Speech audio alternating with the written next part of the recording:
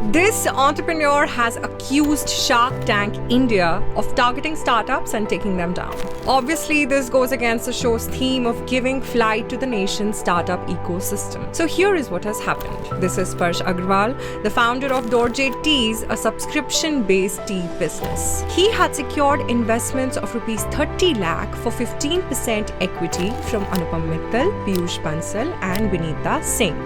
And recently, the founder received a legal notice from Shark Tank for copyright violation. Turns out that startups cannot use clips from their own pitch to promote themselves. This is what Sparsh posted on his social media handles. Shark Tank India ने हमें legal notice भेजा है. This legal notice we received from Shark Tank India to stop using their footage on copyright grounds. But here's why it makes no sense to me. Companies like us, which have appeared on Shark Tank India, spend a lot of money to boost their content, thereby making the Shark Tank India brand more popular. Sparsh has said that Dorje Teas isn't alone.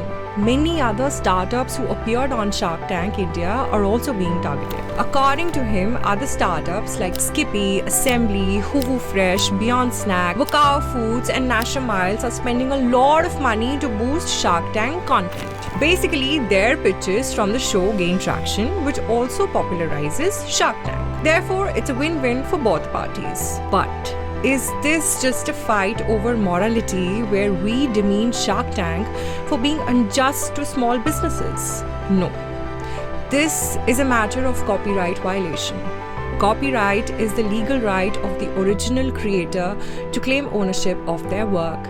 And in this case, the creator is Sony. So far, all we know is that the legal notice received in this regard is from YouTube and not a court. So we'll briefly explain what happens when there is a copyright violation on YouTube. YouTube has its own automated content identification system, and owners have full control over their content. Some owners choose to block certain content such as TV, movie clips or music videos from being uploaded to YouTube altogether.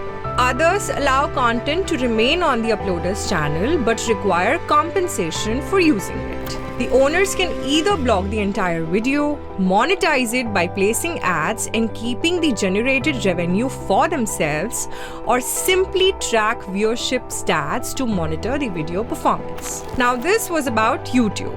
As for Indian laws, we have the Copyright Act 1957. You can find out more on copyright.gov.in.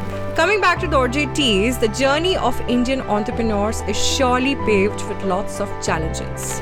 We agree on how can we build a new India if startups face hurdles in promoting themselves. But we hope that we have clarified enough for now. The only problem here is promoting yourself while you are the content for someone else's creative efforts. Let us know if you have a varied opinion on the matter. We'll keep an eye out.